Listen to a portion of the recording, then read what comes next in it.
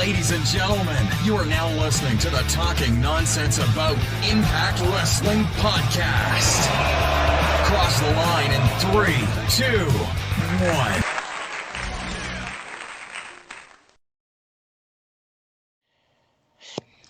Hello, my Impact faithful. Welcome to episode 82 of the Talking Nonsense About Impact Wrestling podcast. My name is Geoff, and alongside me, as always, again, is the Willie Mac to my Rich Swan. It's the return of the Mac. Hey, what's up, Max? Why am I the big one? Why can't I be the short, skinny one? I feel like you're taller than I am. I feel like I would be more. And I have more hair. I feel like I'm the Rich Swan of this group, but, you know, whatever. But, unlike Willie Mac, your name doesn't sound... That's true. I was saying returning the Mac, you know. I mean, I got it, but I returned yesterday. But, hey, you know, still a good job. Still a It doesn't exist. It's in the cloud. That's true. And once again, man, we were perfect. 11-11 on predictions. Perfect. All the rest of the crew... 0 for 11, but us. Everybody else 0 for 11. I mean, we had a good night. You know who else had a good night last night? Who's that? Eric Young. Eric Young did have a very good night. Not only is he now a tag team champion, yeah, but his reign as longest reigning Knockouts champion is also still going to be intact for a while as well. So he just came out a winner on all ends. Boo this man. All right. All right, guys. Yeah, a lot to talk about, including that gem of us being wrong as always, but a couple things of us being right, which has actually really surprised me. I said it to the chat today. We'll talk about it at number 1 with Josh Alexander re-signing with the company. Ooh, who knew? And we got a lot to talk about, from that to ROH being purchased, to Impact roster, free agent roundup. There's a lot of things, and a long-time Impactor leaving, it seems, but we'll talk about that and a lot more. Some things will be redundant, as it has been almost 3 weeks without Max, or worth of episodes at least. So, quick turnaround, right? Because we had no surrender and no sacrifice. Yeah. I want to say that might have literally been. I don't know if that was the last time I was on. I don't think I was able to do no surrender. I don't think you did the pre-show. I don't think I did either. All right. Oh, there we go. We got I was going to actually say, guys, that was next. Was Max actually has the AEW pay-per-view rolling right now. And so if you're not into spoilers, this is the time to turn it off to our live crew. I was actually going to bring that up because I was going to say, I think there's a lot to talk about for me and Max, which is a great time to have it because I feel like the chat will be a ghost town. But I'm glad you guys are here. I see Parkside's in there. I went 7-4 in my predictions. It's a hell of a lot better than I went. Craig's in there, Mr. Impact Craig, who you could catch every Thursday, 4 p.m. Eastern, 9 p.m. BST, on Talking Bloody Nonsense. A Critical Sting, always there. And our first AEW update right now, we've got Jericho about to be versus Eddie Kingston. I did see my first plant in the crowd, though. I know he was a plant because he was wearing a Jacksonville Jaguars jersey, and there's nobody out there who's a fan of them. So he clearly... Well, Tony is, but so yeah, we'll get to talk a lot about stuff, catch up with each other, catch up with you guys. Glad you're here. And if you're watching this later on YouTube or listening on audio, we thank you as well. We got some really cool stuff to show you. If you joined us yesterday for the pre-show of Sacrifice, you got to see our cool new staff. None of us make money here. We're nonprofit. Team nonprofit happy givers. I don't know. That sounded weird. Anyways, you'll get to see the cool predictions thing. So we'll do that. We don't shy away from it compared to what Max says. We'll be honest. We'll show you what we predicted or did not predict. And then, you know, a couple good things coming along the way. But the one thing I did want to mention with the AEW is a shout out to my buddy Johnny Mac, our buddy Johnny Mac, who I've known since I was a wee little one, whose photography was actually just featured on the AEW Revolution pre-show. So Adam Page, Adam Cole, all his photos were there. His name was there. Nice, Jonathan McClarty. So shout out to him. He'll actually be starting a show on the channel come March 15th called LOL TNA. If you want to laugh at us, tune in March 15th for that. So Oh, I would say let's move on and get to number one, because Yeah, well, we got a few things. Let's get to yeah. everyone's favorite segment first. News segment at least. Let's get to YouTube comments. All right, Max. If you can't see it, I should send this to you before, but we got our buddy Trent Hatchett. Come in. A quick fix for Impact would be Hammerstone or Jacob Batu for the heavyweight. Yeah, I mean, I'd also like to shit rainbows, so it's possible, Trent. But here's to hoping, right? Metal Lazy 99. I did the read more thing, so I apologize. So Tony Khan bought ROH. Don't you turn the dagger. We'll talk about that in a second. Don't know if that was just for the ROH library, if they're trying to bring ROH back. Who knows? ROH does come back. Deanna should throw the ROH women's title in the trash like Medusa did to the WCW. Metal Lazy 99, I don't think I recognize that name, so thank you for your first comment, and that's good shit. Unfortunately, Deanna has more class than that, but that would be Impact does as well, I think. If Moose was holding an ROH title, Yeah. 100% that he would melt it down and make his own title out of it. Oh. But I don't think Deanna will do that. All right, let's look here. He's back again. Impact plus Sacrifice shows booking seemed off. Oh, Sacrifice shows him. For some of the matches, way too many title changes that went to wrestlers most fans aren't really fans of. Okay. The camera work with the zoom-ins was very annoying. It ruined some of the matches. It was 2020 camera work all over again. I agree some of the camera work was issues there were, but we'll talk about some of the title changes and stuff. Yeah, all of the title changes in number 5, but we'll hold my opinion on that one. All right. Blue Shades 92, welcome back. Happy for Tasha winning the KO title, even though there aren't many faces on the roster for her to face. I didn't like VBD and the Influence winning the men's and knockouts tag titles. Talk about that. They aren't interesting at all. It really shows how thin both tag divisions truly are. Thank you as always, Blue Shades. We'll talk about that within the show. And I think we talked about off air. We kind of locked in for next week, doing one of our old depth charts. Yeah, one of our depth chart segments. Kind of go over each division, see where we're at pre-rebellion, because I think a lot of stuff starts with this pay-per-view we're about to go over. And last but not least, we have the Silvers returning. There we go. What's up, buddy? With AEW signing every single top free agent out there, I guess we know why the Rebellion poster has a question mark on it. Yeah, that's funny. Max, can you read this other one? I thought they would have an outside opponent for Deanna, but it was just Chelsea, which was lackluster. Most fans thought Chelsea was going to turn heel on Mickey, thus leading to Tasha winning the Knockouts title because it made the most sense, but they didn't do that. So now what I feel like so now what? I feel like they ruined the storyline.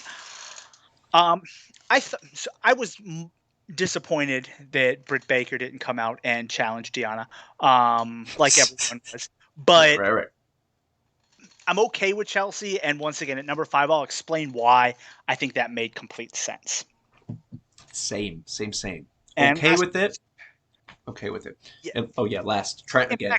Yeah, I feel like I'm 80 years old here. Impact Wrestling needs to spend some money and try to get some of these free agents because Moose has no one to challenge him, and Heath is okay, but they need a bigger name. I'm assuming to challenge Moose. Yeah, the Heath thing worked because it was 2 weeks. You had a 2-week build-up, and you're not going to waste, even if you had, let's say, Bryan Danielson signed all of a sudden with Impact, you're not going to waste that big match on a 2-week build. They needed somebody that Moose was clear that Moose was going to beat. There wasn't somebody down the line that they were like, we want this to be a match. So I thought Heath did well. I thought the build was well done, and I think it worked. So. I think we can integrate topics a little bit before we get into number 1. But I will say the same thing. I agree with you there. I think this killed 2 birds with 1 stone. I think you needed someone that's viable. Will they pull the trigger? I thought the Santino thing was odd. Like, hey, I was a loser, so you used to be a loser, and we could be great again. Yeah, I thought that was whatever. And that's no disrespect to him, but that's literally what he was saying. So there's that. But with that being said, I felt like this is just as much about Moose needing to pick up a win with someone who can't deny it. Said on the pre-show as well. Not deny it, why I would. But he's polished. You don't get that. You don't work that nice without working 5 days a week, 300. You know how many weeks a year. So he's done that for most of his life. He's gonna be a guy who can handle Moose, carry him to a good match if Moose is a little bit more hurt than we think he might be. And be safe with them and I thought it was a good match. Was it a pay-per-view main event? No. But was it a $9.99 or a free special? Hell yeah, it was. And it was damn good. And in order for it to be a good match, there needs to be some question of, is this going to happen? And you knew, outside of Moose, like, literally injuring himself and being unable to continue, right, and them having to make a quick, oh my gosh, make a change here, he wasn't losing. So it was a story thing, and it's set up well. So I think the point I was going to get to on Heath's side, though, what it also did for him was that conversation or that promos. That promo Moose had cut about, look at all of the people I defeated, and look what happened to them after I defeated them. They all went haywire, right? Cardona or Josh, he left, never came back, or whoever else, right? Insert person here. This is what Heath needs now, because we've said it. Heath proved us wrong. He came in, busted his ass, was hilarious, worked hard, looked in great shape, had crazy momentum, and then taken from him.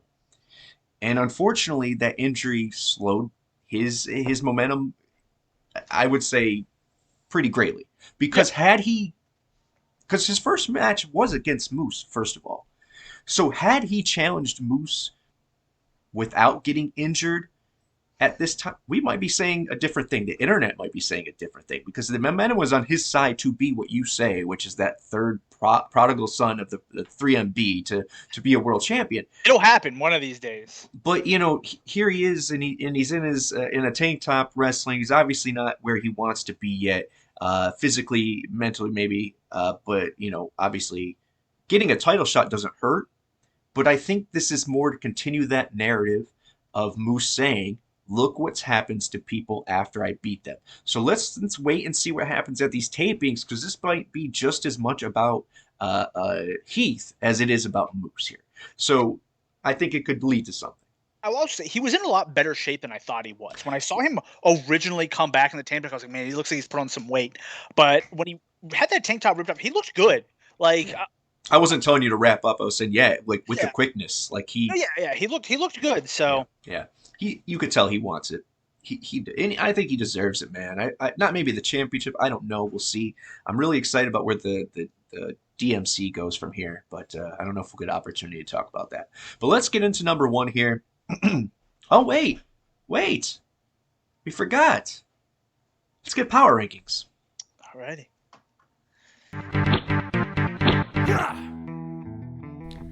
Number 10, Eddie Edwards. Number 9, new tag team champions, The Influence. Number 8, Jonah. Number 7, champ Deonna Purrazzo. Number 6, X Division champion, Trey Miguel. Number 5, new tag champs, Violent by Design. Number 4, Bullet Club's Jay White. Number 3, re-signed Josh Alexander. Number 2, new world champion, Tasha STEELZ. Number 1, world champion, Moose.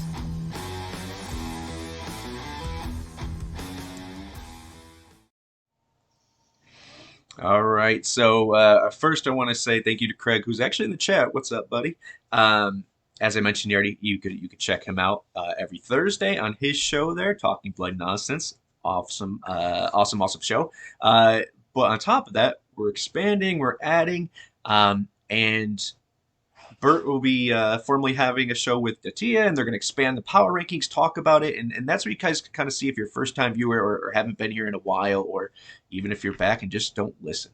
The power rankings will keep adding weeks and how long they've been here, and on the power rankings, kind of make it a little more prestigious, right? Talk about it like it actually means something. And Max, I saw you clapping while we were watching it. What did you like about it? Moose is number one, so I like that. That was probably my favorite thing. I always like when the champion is our number one person on the power rankings. I think that, and so Yeah, I can agree on that. I agree on that. because of the Kenny Omega hatred for so long. I think we fixed the system. You shocked the system, and we fixed it. So yeah, we have Moose even at number one for 4 weeks in a row since we started collecting data for it. Tasha, Josh, VBD, and Influence all in, and we'll be talking about that. Why? Obvious reasons. Jay, Jonah, Trey each up 2, Eddie down 7, and Deanna down 3. So. A lot of people off it too. I think it will definitely change, especially going to Rebellion. I think this is a flush out of storylines. But one thing's for sure, as far as storylines and kind of flushing things out, Rebellion main event set in stone. Josh Alexander, re-debuted, returned. Although he was still signed, he came back. A lot of people were. He had to go back to Canada, which just happens to be a mile away from the Anthem offices. Right, sorry. Yeah. Such a great coincidence that he lives that close and had to get a new contract. Well, so, Canada's like that big, right? That's no, yeah. So he is now signed to a multi-year deal. I've been saying it since day one, which doesn't mean is dogma. You should not just take for what we say for as fact, because Influence obviously won last night. But I will say this. I think once again the facts or the truth is in the details, I guess, right? Is that how we'll say it? Which is, he quit his full-time job. He could support his family on his wrestling now. That was around the time he went to that Bound for Glory, around the time where his contract was supposed to. So too much was in there. He didn't have you think he was going to jeopardize his citizen or his work? Nah, his work visa just for a story? No. He was signed.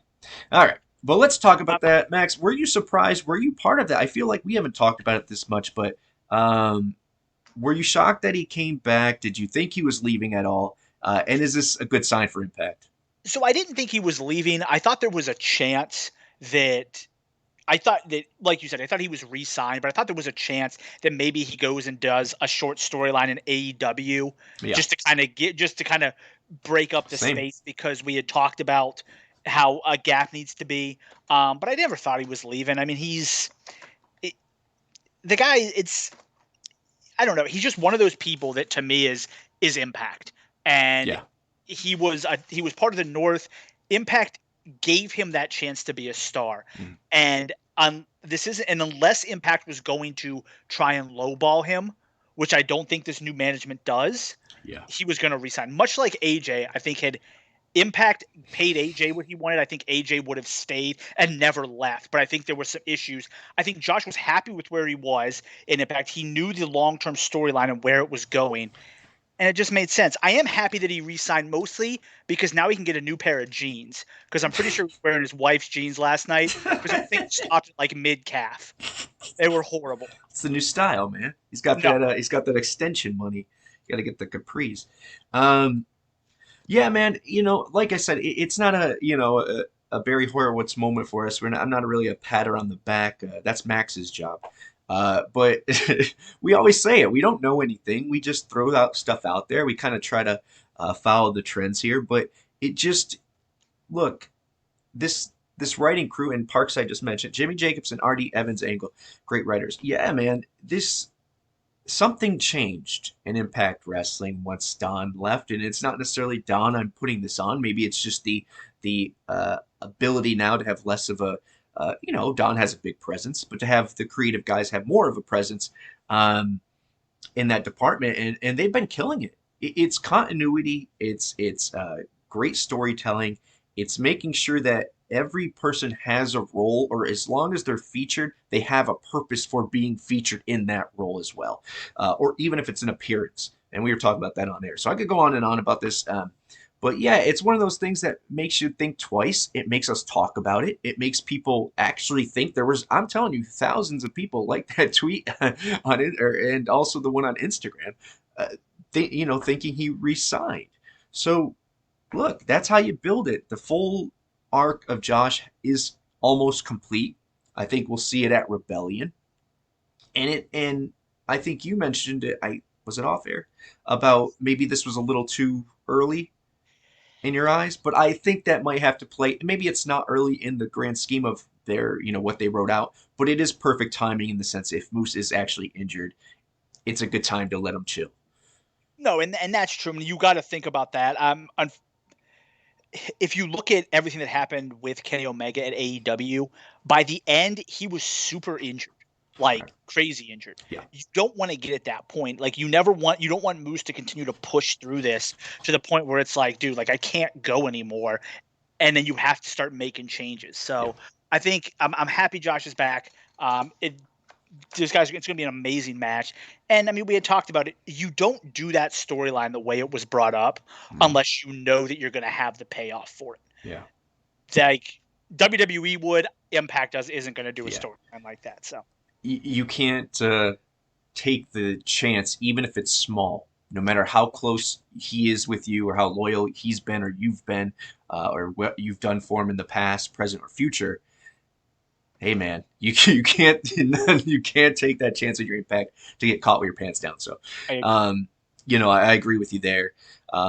Speaking of getting caught with our pants down, let's talk about ROH purchased here. I don't know why I transitioned that way. Besides that, I'm going to be honest. We're pro wrestling, unbiased, honest, transparent, all that jazz. So I got to show my true emotion on this.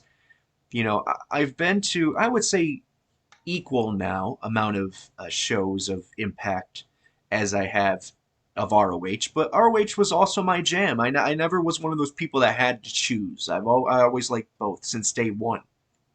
Day one. So I want ROH to live on. And part of this is me, the jealous factor. I've been pitching and pitching and pitching to the hundreds of people that watch this. To somehow get through to management for us to splurge a little on ROH. And it looked like we were in that realm. We had a lot of ROH talk. We have the ROH women's title as one of our on one of our roster members. You had Silken coming around. You had Riccaboni on there on the regular. If this lives on through AEW Dark, which I imagine it will, I think they would rebrand that on a Tuesday and give it to ROH. They have enough people and players within them to make it worth it. And if they don't do anything, they don't do anything. I'll get your opinion on that. But the last thing I want to say about it is, besides for a little bit of jealousy, it's the end of an era.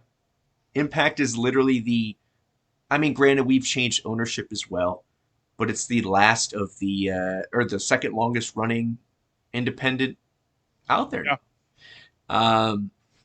Which is a big feat, Impact 20 years. But, the other part of me just wants to say that the storylines with Gresham and Anna No More and who could come and what could be, and with Deanna, obviously that's going to end, I would imagine sooner rather than later. It just sucks for that part. But I agree. Plus the library, because that app would be 1,000%. But not. Yeah. Yes, I agree with that. AEW update, we've got tag title match, which I was talking to you. I do find it funny that AEW has basically erased Marco Stunt from Jurassic Express and replaced him with Christian. Every one of their signings is the best signing in the world, Max. All right, so you talked about what you think will happen. I will give you what I think Tony Khan will do, what I would do, and then what he should do. Okay. What I think he will do is I agree. I think it will become AEW presents Ring of Honor, Dark Elevation, whatever. Yeah. That's what he's going to do with it. He's going to probably take those titles and put them on there and give them to a bunch of random people to make it look like people have accomplished things. So that's what I think he will do. Yeah. I think he primarily bought it because he wanted that tape library. Yeah, I agree. Because their very first pay-per-view was part of the ROH tape library. Right. And that would have been funny as hell had WWE bought it and had the very first AEW pay-per-view. So that's what I think he will do. what he should do is he should take the ROH Pure Championship and their television championship, turn one of them into a women's championship, and get rid of those two shitty TBS and TNT titles that he has, and use those from ROH. Also add in the ROH six-man tag title because They they got have enough. enough trios. And then he should let the ROH World Championship, the ROH World Tag Team Championships, and the ROH World Women's Championship just kind of be defended on random shows like they're doing now. Yeah. Whoever is the champion, you can use it to talk about your forbidden door and bring people in and just kind of and then once a year or maybe twice a year have a big pay-per-view where all those titles are defended. That's what he should do. What I would do is I would take all the AEW titles and I throw them in the trash. And I would bring in all the ROH titles and completely replace all the AEW titles with the ROH titles. Why? Because to me, I think they look better. So for aesthetic purposes, you would and just... much like New Japan Pro Wrestling, Yeah. all their titles are our IWGP. You can have AEW with all your titles being Ring of Honor titles. Sure. That way you can do it. That's what I personally would do. Right. And if it was up to me, I would bring back I don't want to say my favorite title of all time, but it's definitely up there. Let me see if I can find it in my list of awesome things. Well, while you find that, I do want to mention, Craig's in there saying Gresham said he's going to wait to see where ROH lands. I don't think he'll be happy with ROH being used as developmental. I actually think the opposite. It's beauty behind me. Yeah, it's a good looking belt.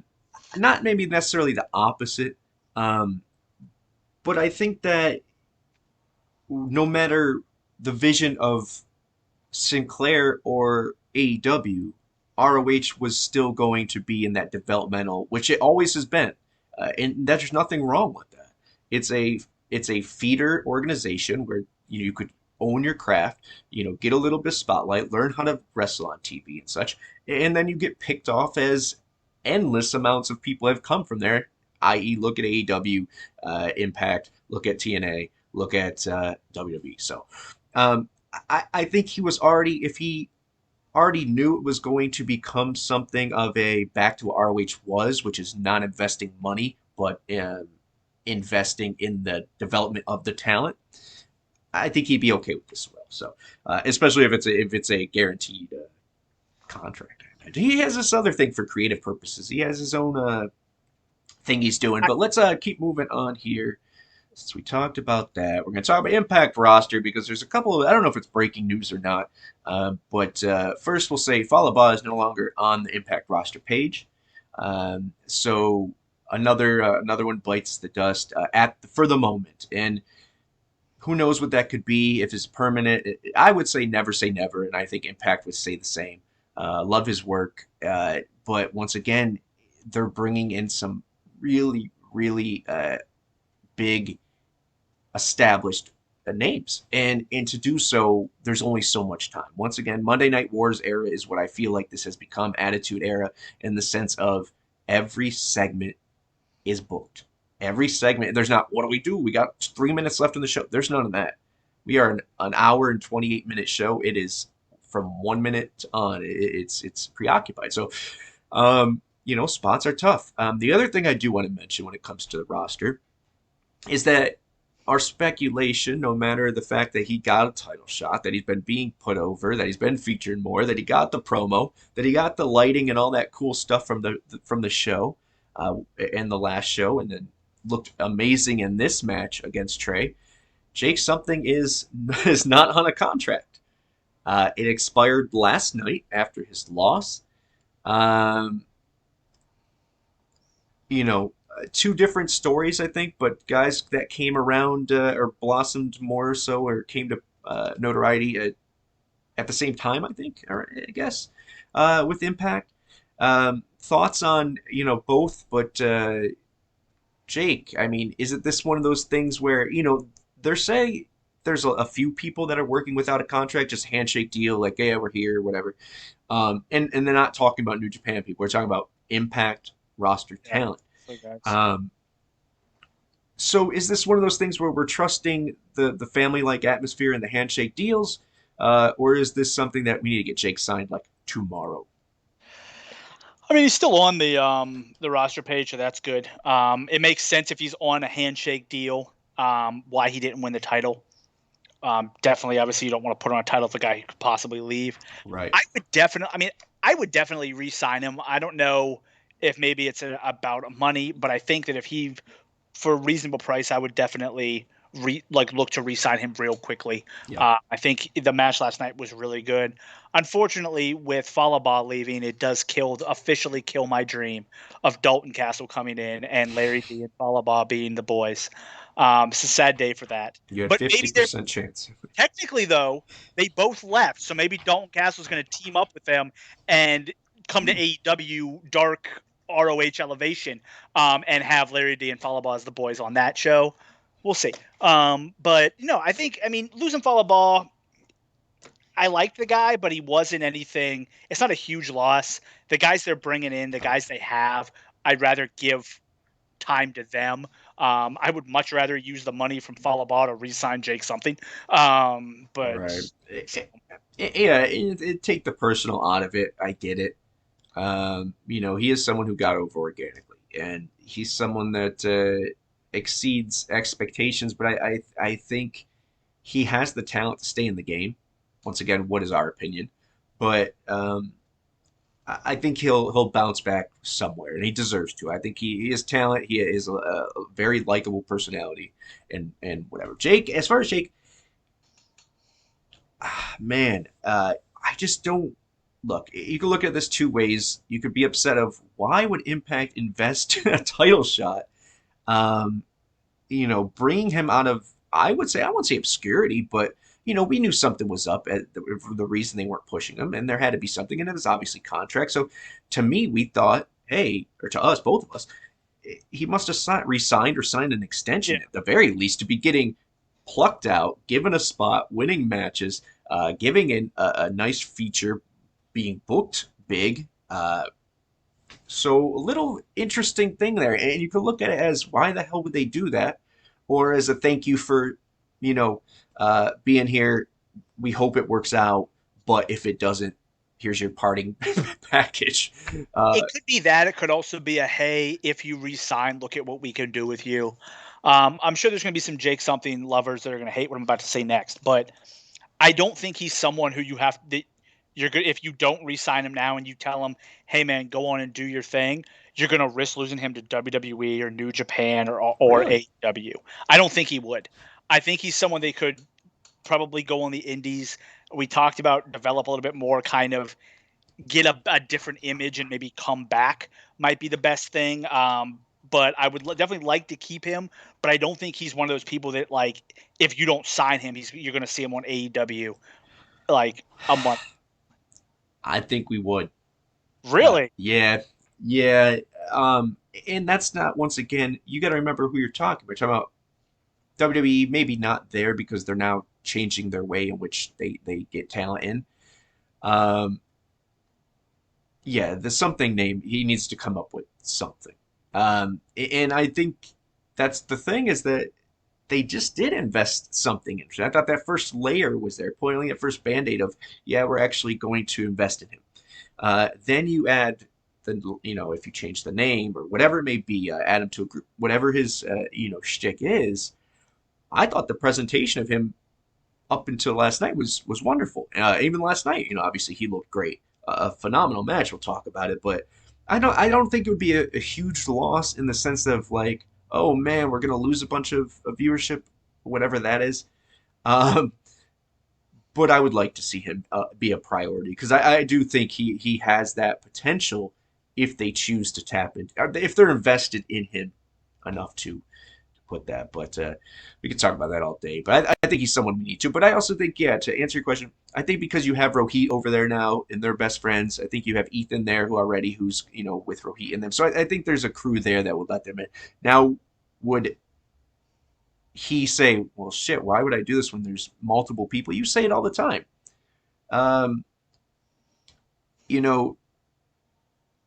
People are going to always, well, if they have that confidence are going to bet on themselves and think it's going to be different for them. So, speaking of that, let's talk about free agent roundup really quick because I haven't talked to you about it. The viewers, the day oneers here, haven't heard your answer about it. But we know you're a fan of AJ. We know your second guy is Buddy Matthews. Both of them signed and re-signed with the respective other companies. Thoughts? I mean, AJ re-signing, I would have loved to see him come back and have a final run in Impact. I still think he'll get a final match, even if he's under WWE contract. But the guy at this point is looking to retire and is looking to basically make sure his family is set up for life.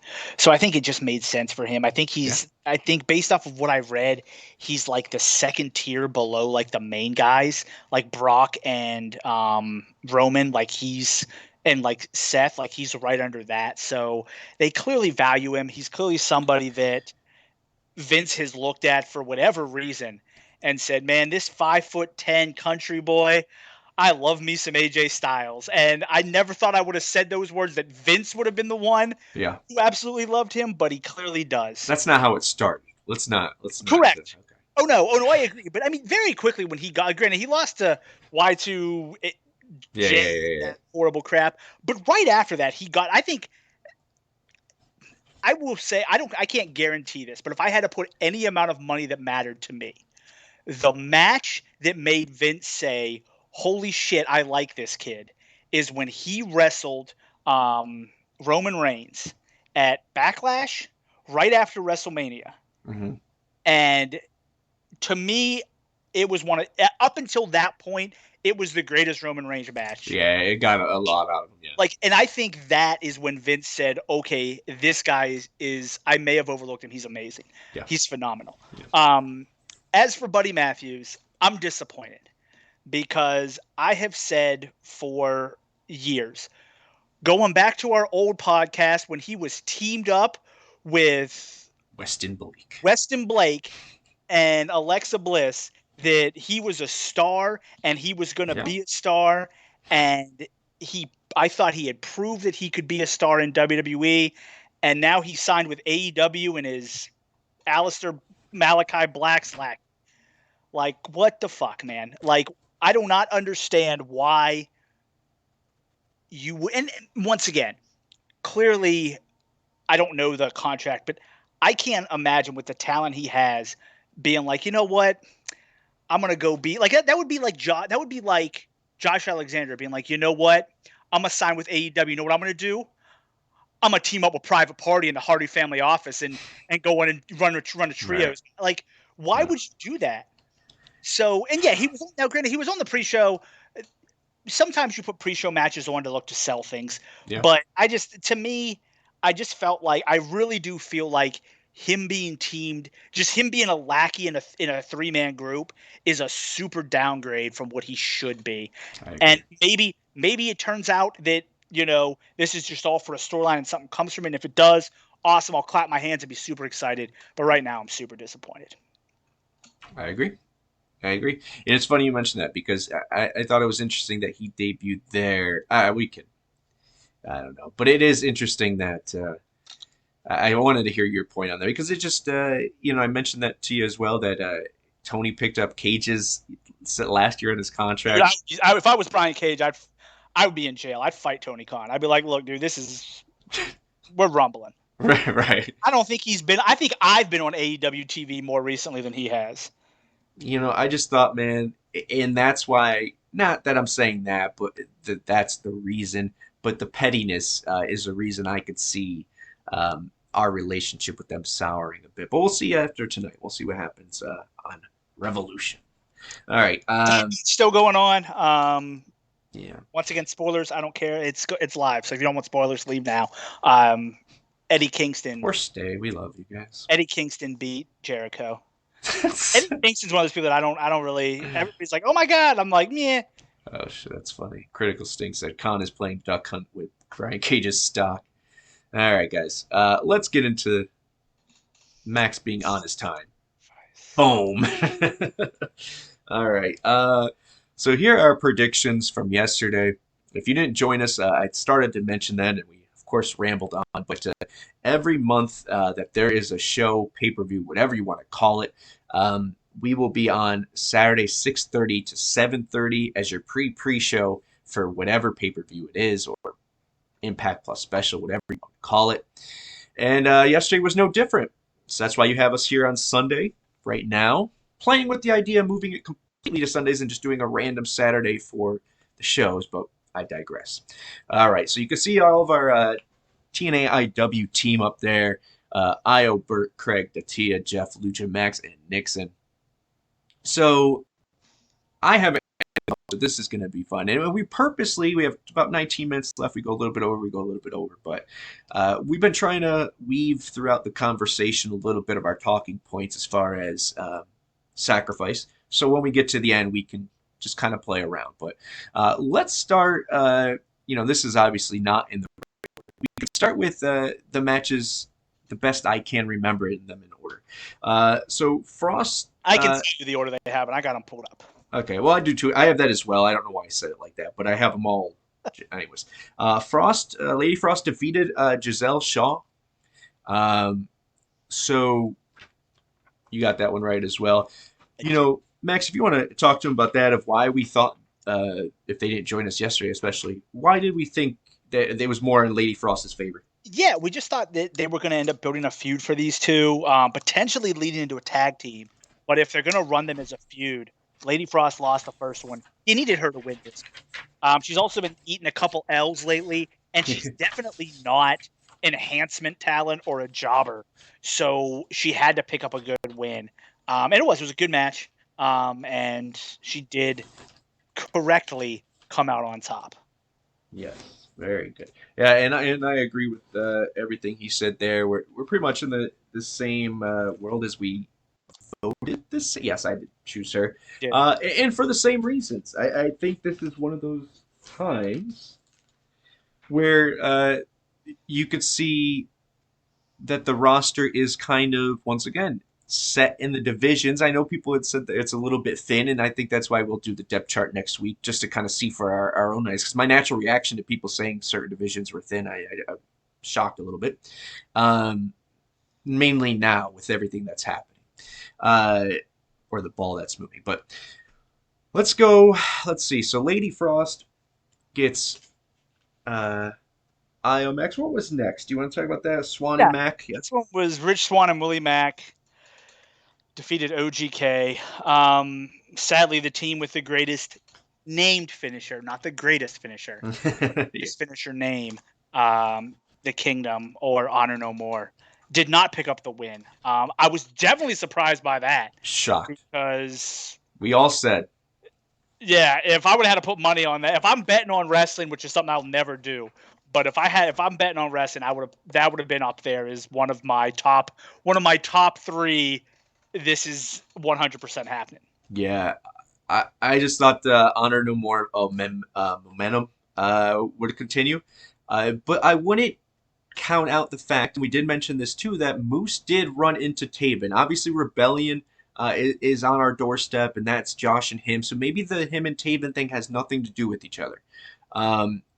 But even if so, I hope this doesn't mean that they're not one of those people that aren't fully signed. They might be on a handshake deal, weighing out their options, but I really love both of them, man. And Maria as well, obviously. But Maria's great. Yeah, didn't expect that, but I like it for Rich and Willie because a needed win, and as I was just mentioning about the divisions being thin, look at this now. Yes, the tag division has been thin and booked. We have a new champion. We won't jump to that, but we have a new champion. We have obviously a challenger still. We have God that's feuding with that now challenger. Motor City Machine Guns is inevitable. Willie Mack, Rich Swann, the Soldiers. You got the Kingdom. I think we get Johnny Swinger and Zicky Dice, which I will throw a party for when they finally win the tag titles. It's much like the Bromans. I don't know if anyone was with us, but we originally were like, I don't know about these guys. And then they grew on us like a week or two in, and we were like, okay, let's go. And then they finally won, and we were... If you really need a tag team, you've also got Heath and Rhino. who can team up periodically just to kind of be like a match. I think they already set the tone for what's going to happen with them. I don't think they're going to stay in the tag team, and I'm glad about that. But I think Heath's narrative is going to change shortly, and I think it might have to do it. So. But I'm just talking about just possibilities. I think the reason why Rich and Willie won is because they, if you look, well, yes, but also if you're going to have VBD, if they're looking for challengers, it makes more sense for them to face a face Willie and Rich than a heel Honor No More. Yeah. Like, it's fair. So, and by the way, guys, Jurassic Express retained the titles without Marco Stunt. So clap it up for them. But yeah, I think that was the reason. It's not what, once again, I thought Honor No More was going to win big, but that could be the reason why they were looking at it. So we shall see. All right, next up, Trey retained against Jake. We already mentioned that Jake may or may not be leaving, which is, his best showing, of course. But God, was that a match? Right, I was wrong. You did say Jake. You said they were giving it to Jake. I did. I thought. Well, I didn't realize maybe it was on a handshake deal. Probably would have changed a pick or two, but did you look it up? No, okay, I didn't. All right. I don't follow that stuff. Well, then don't blame it on that. So, but no, yeah, but it was a good match. I've always said I love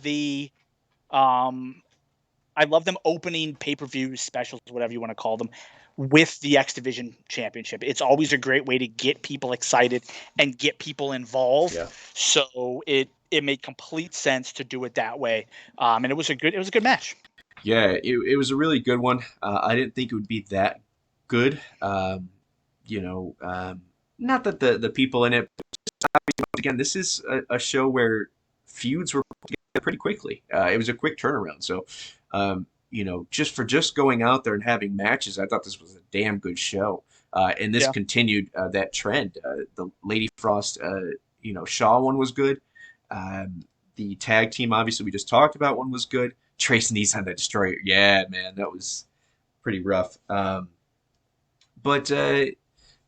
thought this was a great tone setter. If you had saw the free matches on the pre-show and said, you know what, I'm going to give these guys a chance finally. I'm not going to tell you, God forbid, but I'm going to get it. $9.99, boom, whatever it may be. I would have been happy to have this been the first match and be like, okay, shit, let's go. This is worth my money so far. So I dug it for that reason. I dug it because I want Trey to continue and have a good face run with this title. Because I think there's so much talent in that division that unless they go the route which we say they should, which is that, hey, this is a workhorse title, like boom, boom, boom, boom, like you got to go, and that would wear you down as a champion. They could swap those belts a little faster. So I think Trey's run is coming up, but I would love for him to get a couple notches on his belt beforehand. And he's continuing to come in his own. He's continuing to grow. So I really like him. Yeah. Next match was the leader of Honor No More, Eddie Edwards. Yeah. With Mike Bennett, PCO, Kenny King, Vincent, Matt Taven, and Maria Kanellis, defeating Rhino with Chris Sabin, Rich Swann, Willie Mack by pinfall. 8 minutes and 44 seconds. Yeah, it was a quick one. It was more storyline based. Interesting here in the sense that obviously, well, we all predicted that Eddie would win. First and foremost, we knew there would be some shenanigans. There was. It was really kind of weird with the whole sending just Maria to the back. It's like, did she have she like a child actor? She only loved. She was distracting the ref. Oh, okay. That's possible. She's just, it's hard. I wouldn't be able to do my job if she was standing out there. I'd be like, look, you got to go. Okay. Eddie defeated Rhino. Yeah. The other part about it, Macklin. That's what I wanted to say. Macklin came out, and there were people even confused. The fuck Macklin. Oop, hey, there's my F word bomb for the night. Chance popped me. Yeah, I agree. I thought the crowd, and I wanted to say that during the first match, I thought the crowd was phenomenal. People say, well, I want bigger crowds. Yeah, of course, everyone wants bigger crowds. But the crowds that come for us are avid. there for us. And you know what it does? And I said this on the pre-show, and I'll continuously beat it into our heads until we all agree.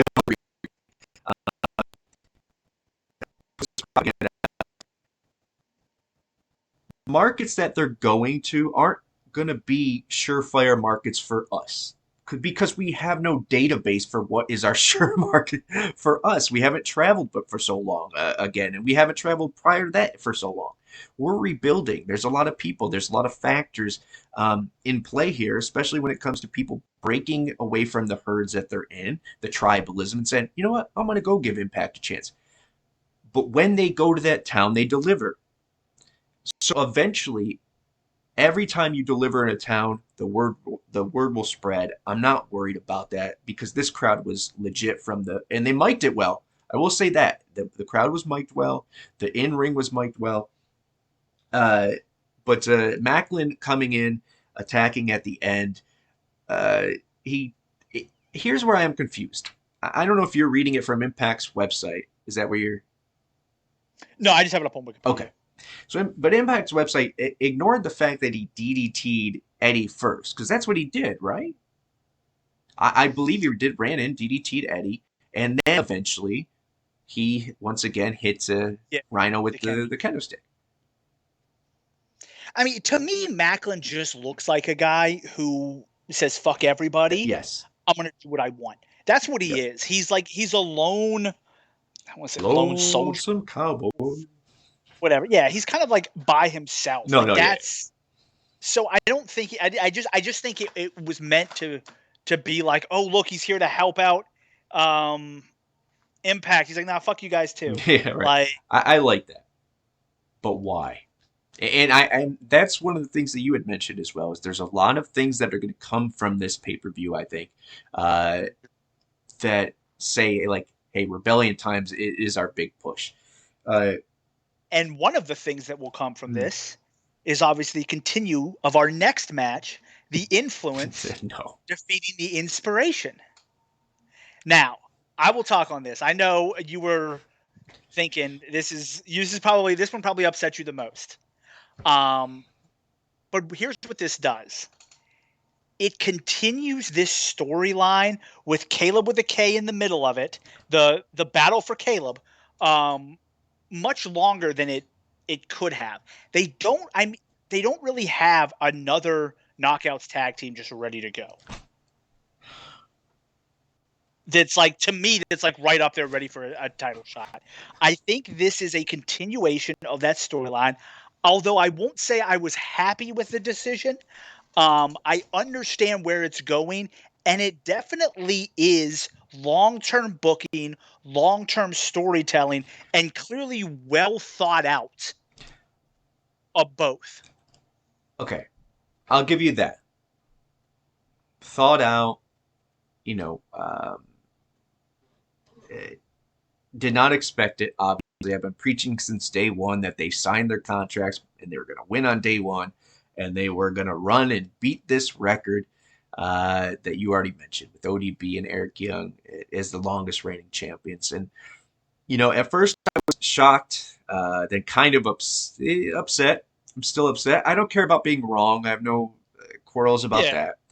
For me, it's just that skid mark of a title reign is on there. Just upsets me. Now, what this does is, in my eyes,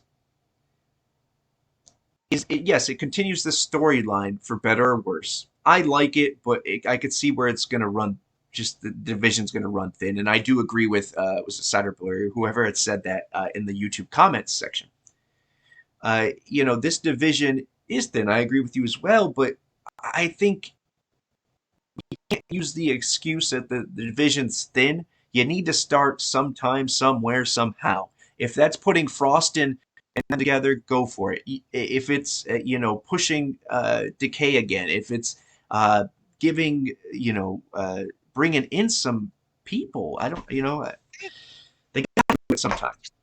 I think this storyline, continuing it for a little while longer, gives them the ability to now build up one or two additional tag teams. So I think that, and here's the one thing I will say I would love for them to get rid of that title reign with Eric Young, but I think Impact has basically decided, screw the original run of the title. We're not going to worry about the length of time and worrying about erasing the history. We're just going to work on taking this title from scratch and building it up to be a legitimate title with legitimate teams. And if in the course of that it happens, it happens. Yeah. In that I try to be the bright side, the optimistic one, not just between us, but just in general. And in the chat, Nixon had said that. Shout out to Nixon. Had said that he's like, "What does it matter in the grand scheme?" It's just a. And to me, it's like, yeah, but they want to take it seriously. At the same time, there's multiple ways to take them titles seriously, and keeping them intentionally on one champion, and keeping it stale with less competition because they want to break that record. Yeah, it defeats the purpose. So I agree with you there. Now, what I will say is what this does. What I will say though, sorry, tired. Is that because the belts have switched, it means they are no longer afraid to switch them. And if you do that, that means you can spark rivalries by having, Decay come in now, or starting a new tag team and have them come in and start something and see what generates there. You have the ability to make people. Right now, we are in the stage where those titles make the tag team. While I think the Inspiration made those titles. So I think there needs to be some recalculation with that group, but they have to start at some point. I agree. And I also think if Impact really wants to, they can always just erase that Eric Young reign. On what grounds? He's not a knockout. Remember, that's it. This motherfucker's not a knockout. Your reign's invalid. Remember, Goldberg went from 30-0 to 64-0 in a week. Yeah. He clearly didn't have, but no one cared. It was like, 64-0. Yeah. You just be like, you know what? Eric Young wasn't a knockout. We're basically because ODB's not driving her food truck up there to protest. Hey, we're stripping their reign is never happening because Eric Young didn't meet the requirements. Right. End of story. All right, fair enough. Just like if Santina Marella came in and won the Knockouts title at some point in the past, they could be like, hey, look, man, we're stripping the title. You've been clamoring for that way too long, and you almost got it last night, and I was very upset. All right, let's keep moving on here. So obviously we all got them wrong. We had that Morrissey Myers table thing going here. You could tell which guy was going through the table based upon his hairstyle. It just sounds like that motherfucker. That's him.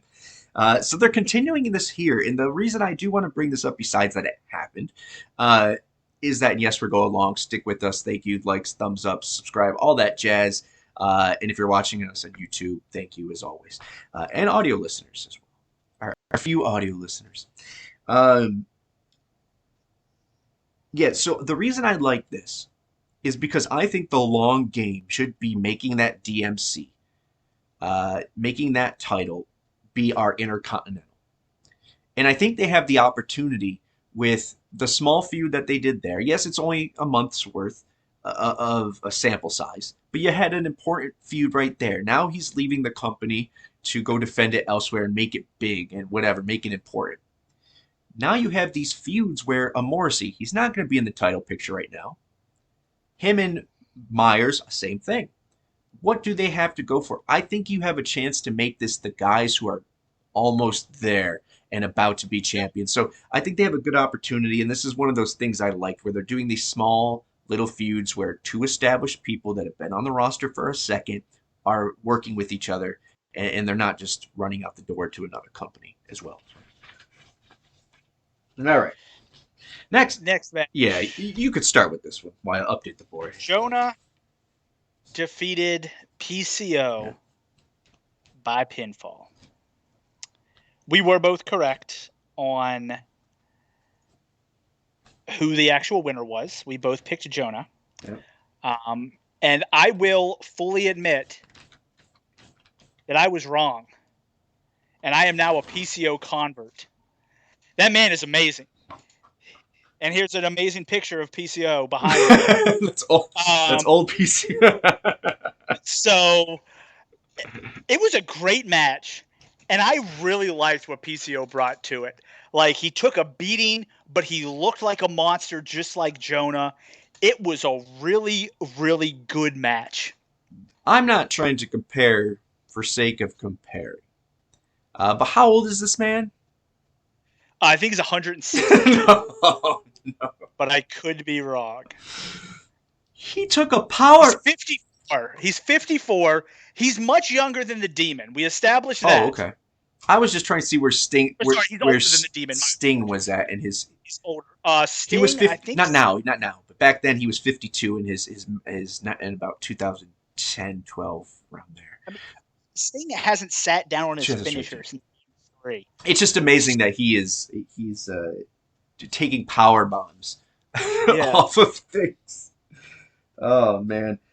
Yeah, you know, this is one of those things where people are like, well, you know, this person's it's just a throw match. Sometimes you got to just have throw matches and see what sticks because you know they're going to be a good match. And this stuck, man. This is one of those things that I think people will be talking about. Like, oh, you got to catch that PCO match versus Jonah. I don't care if PCO is signed, which he is. I don't care if Jonah's not signed only to Rebellion. It doesn't matter. It was art. And I popped the whole time. The crowd popped. And these are the things where it not only makes an impression on the people that may be choosing Impact in the future and say, oh man, they let these guys go out and do shit. But also it shows these people locally that, once again, this product is fucking good. He's 2 years younger than The Undertaker. And 2 years ago, wow. PCO. Yeah, no. 2 years ago, Undertaker wasn't putting on matches that good. He was concussing himself against, that was Goldberg. Goldberg concussed himself against The Undertaker. But either way, he wasn't putting on matches like that 2 years ago. So I'm a PCO convert. I was very impressed. Very good, Max. All right. Next up, we had, I mean, I said this on a thing. It was just banger after banger after banger. And it doesn't stop here. Excuse me. Next was Jay White, protege versus, mentor. White versus Shelley. It doesn't matter that Shelley just appeared for the 15th time, within Impact. I give no shits. I don't care if Jay White's in New Japan. It was a phenomenal match. And it's one that you could tell that they have been wanting to have for a while. I think someone said in the comments. I don't know. Thoughts, Max? This was the true main event. Ooh. It was the longest match of the night. It was 18 minutes and 45 seconds. So it was the longest match by over 4 minutes. Wow. And it was the best match on the card. And it is a potential match of the year candidate. It was absolutely phenomenal. And the best part of it is afterwards, when Alex Shelley's going to shake Jay White's hand and Jay White just laughs at his ass and backs out.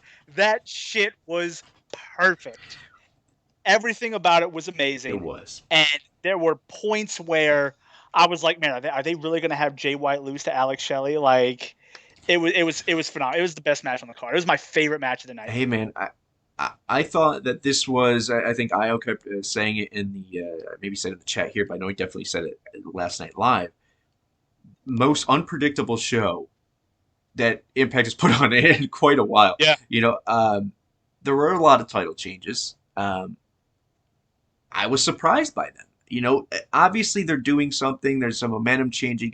Either be it in the locker room or the writing or whatever it may be. Obviously these tapings are going to set up Rebellion, and they need different champions for them reasons, and we'll see. We'll talk about that. Speaking of which, Chelsea answered the DP challenge. And no, that's right.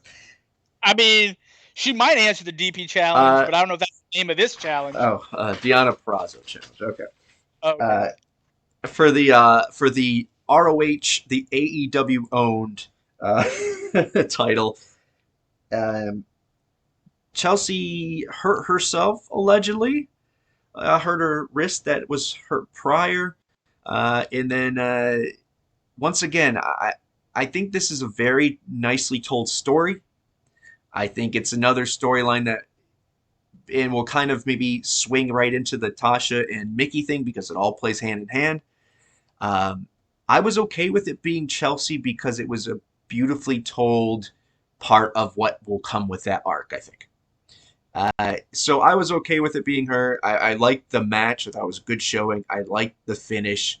I liked the little bit of realism that they try to put in there. Yeah, thoughts on that part first. So obviously, I was hoping it was going to be Britt Baker. I was not. You're wrong.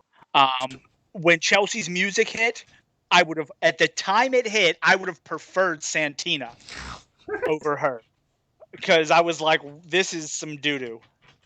But then the story played out, and it played perfectly into the Knockouts Championship. And when that happened, I was like, man, this was the perfect match. Same. The way the violence, I guess I don't want to say violentness isn't a word. I'll think of my word and I'll tell you probably 2 matches later. But just I guess the ruthless aggression by Deonna when she saw the injury, the way she attacked was perfect. The whole, basically the ref calling for the bell, and then as Mickey comes down, and as Mickey's out there trying to help her friend, Tasha's like, "Bitch, here we go!" Like that whole thing, and we're just gonna roll right into the Knockouts one. The fact that throughout that whole match, Mickey was concerned about her friend. It played into the storyline so perfectly. So although I wasn't happy with Chelsea at first, I thought it was perfect at the end. And once again, Deonna didn't lose it to an AEW superstar, didn't lose it to the Bunny. So we still got that going for us for at least a little while. Yeah, no, I agree with most of your stuff there. I do want to say with another work for Impact to set up a Mickey James angle. Yeah, I'm pretty sure the Chelsea thing is a work. But once again, with R.D. Evans and Jimmy Jacobs, as you guys mentioned, if that's who's behind this, then it's another beautifully told, hey, you think this is how it's going to happen. Here's the swerve, but it's not a Vince Russo-y swerve. Maybe it is. Maybe it works there again. I don't know. But it's that nice storytelling where it's like, oh, no, we're going to go, but we're going to get there. And I say that because, it makes a lot of sense in wrestling lore for her to come out and, cost her the match intentionally, especially after she, maybe loses a challenge or lost her challenge again, whatever it may be, right? She feels bitter. We think she has enough in the tank for a heel turn. And they say, no, not yet. Instead, let's do this where she gets hurt. Now she's upset. Now Mickey gets her rematch, I imagine, at the tapings, and this is where I think Chelsea goes mad. And they even did a good job talking about how, like, once Chelsea had injured her wrist, they're like, "Oh, her and Deonna are friends." Mm-hmm. Nope, Deonna's like, that'd be like me hitting you with a car. I'd be like, "Oh my god, I hit Geoff. Reverse, here I come again." Right. That was just it was nicely done. It was. Yeah, the storylines were really well developed, and it was well done. I'm happy that Tasha is the champion because I think she's going to blossom in this role. Yeah, so here's the reason I say that, the Mickey James thing is going to end with the Chelsea turn. She's going to get a rematch. She deserves a rematch. That's how it is. I'm sure they'll ban Savannah Evans from ringside. That's how it goes. And they'll say it's just one-on-one. Scott gives it to her. Gail gives it to her. Whatever. That lets Chelsea open the door for that. The reason I also say that this would jeopardize Mickey's rematch is because you need to figure out a way not to halt the momentum we got with Mickey while we have her. I don't know how long we do. This puts her somewhere else in another big feud with another head knockout, or in that realm as perceived. And I think this opens the door for Tasha's first challenger. I'm not saying this is a lock. I'm not saying I'm right by any means. Wonder if it's Kiera. That would be awesome. Wouldn't that be full circle for her to escape the Undead Realm or whatever it is and come back and get her revenge? It doesn't mean she'll win, but wouldn't that be a great feud just to pull this one entity apart, which is the Tasha, Chelsea, Mickey thing, and then spawn it off into two different things. I think that's the best route with this. Will it happen? Who knows? But that would be damn good booking, I will have to say. We will see. All right. So we all said Mickey, we all said Tasha, except for Tia. Tia, what's going on? She's just a Mickey fan. Man, I can't blame her. All right. Next one, fucking Craig and his random ass picks that for some reason seem to be right. He always picks against the Good Brothers when they shouldn't lose. I was going with it. For some reason, he's the kiss of death. So, Violent by Design defeated the Good Brothers with Chris Bay. Best part of this match was Chris Bay carrying, I think it was Carl Anderson's dead body out of the ring or up the ramp while Violent by Design was celebrating. This is the only one that I don't get. Like, you had your opportunity to have the GOD beat the Good Brothers. Instead, you have them beat GOD and only to drop it to Violent by Design. Like, that, to me, it's just a weird setup that you would keep it on them, they become part of the Bullet Club, and then you would take it from them 2 weeks later. Well, I think that has to do more so with the other factors other than booking. I think, one, we can all say that a fresh restart of the division couldn't hurt, especially with new matchups coming in. Motor City Machine Guns possibly coming back. Maybe Davey comes back. Maybe there's a Wolves thing. Maybe, and then we already talked about the other tag teams that are established or forming or whatever it may be. So I think the division will be fixed rather quickly, and the way to do that is have a new champion in tow. I also think that GOD is not here for the long haul. We know that. Maybe the outside thing is that, one, when do the Good Brothers contracts run up? Never. They're never leaving Impact. I'm just asking you the question. When did they run up? I don't think so either, but right? Wouldn't it be Slammiversary? That's when they came in, I think. So just check it out. I know it's 2 years. I'm not saying that that's a reason, but I'm just saying you got to look at all the factors with it, because as much as we can say, oh yeah, it'd be great to put them on GOD, okay, if GOD can only stay 2 months before they have to go back to Japan, then is it worth putting it on them when the Good Brothers now, once again, they're already back in Japan? Oh, well, there you go. That goes to what I'm going to say then. This is another point of where we're splitting off the Good Brothers from the tag title picture to continue with GOD, whatever that may be, the battle for whatever. Hopefully that's not on AW's turf. That's why I asked about when their contracts were up. I'm pretty sure they still got time.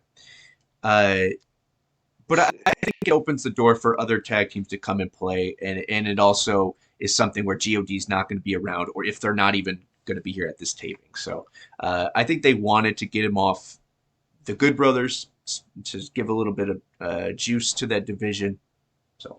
So they announced on July 18th of 2020. Oh, okay. So we got a bit. All right. So yeah. Now here's one thing I will say.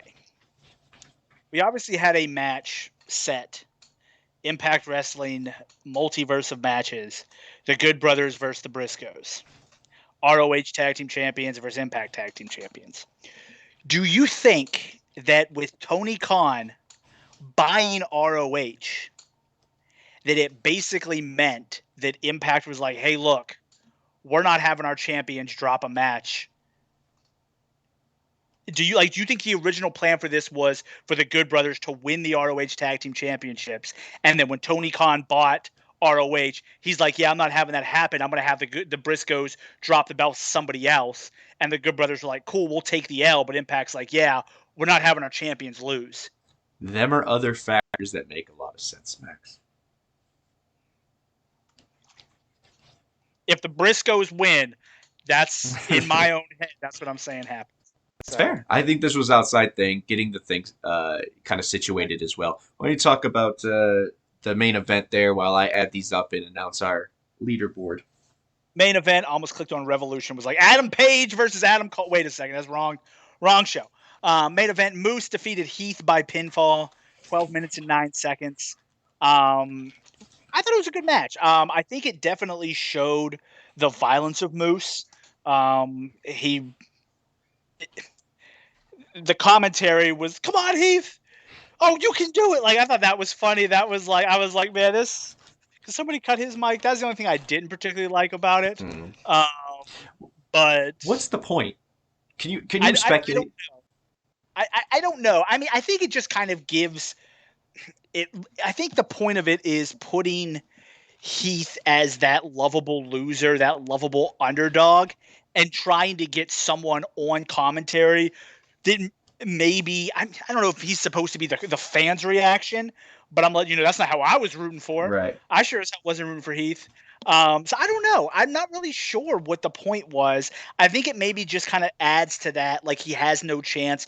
I'm a loser. He's a loser. Like, let's kind of, let's just make that clear. In perception of it. Yeah. Like in the storyline. Like, it's like Rudy. Like, oh, that little guy. Like, I think it might have been that, I guess. I don't know. Okay. But I thought it was a good match. I will say, Moose to me and me. It fell out of place. Yeah, I do agree with that. But I like the match. I will say that Moose has the greatest spear in wrestling. Yep. When he hits it, the flip that he does, his spear is just so beautiful. I love his spear. I agree with you. All right, so we're 16 minutes over our time. So this is a long one. Obviously, we had a lot to talk about, guys. Thank you for sticking with us. I added it up right now. I'll have the leaderboard ready for next time. And next week, we've already locked it in. Let's do depth chart so we can talk about the divisions, see where we're at going into Rebellion. And obviously, we'll have one Impact, the fallout of Sacrifice to talk over. So we have a lot on the plate for that week as well. Very exciting. Thank you. Make sure you hit like, subscribe, all that jazz. If you want to be part of the TNA Rankings Committee, now is the time before it gets its own show at TNAIW channel on Twitter. Thank you. We cracked 3,300 on Twitter. Thank you, guys. IO doing a great job. Thank you to the team. You can see everybody's name there. And next up, catch Talking Bloody Nonsense, episode 12, if I'm not mistaken. 13. I don't know. It's been like so many. They're killing it. Thursdays here on the TNAIW channel. Max, say goodbye. Oh, later, wait. everybody. I have to announce the winner. Oh, it wasn't me. I was 6-5. You're what? I was 6-5. You got 6 right. Yep, 6-5. Yep. 6 right, 5 wrong. All right. So you are not in last place.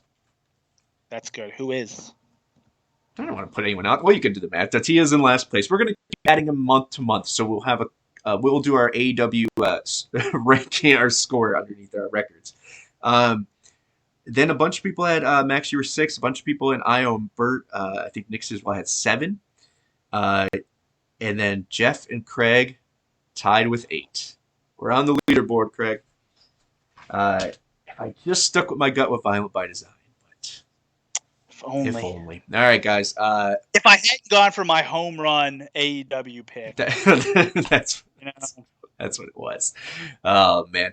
Well, I hope you guys enjoyed Sacrifice. I hope you enjoyed our pre-show. I hope you enjoyed our post-Sacrifice show. Once again, thank you. One friend at a time, one fan at a time. We are in episode 83, I may mention, and we are 83 on Twitch, but still, if you want to, hit the follow button. Follow us on Twitch as well so you can watch us live every Saturday, 8 p.m. Eastern. All right, guys. Thank you for coming out. Later, guys.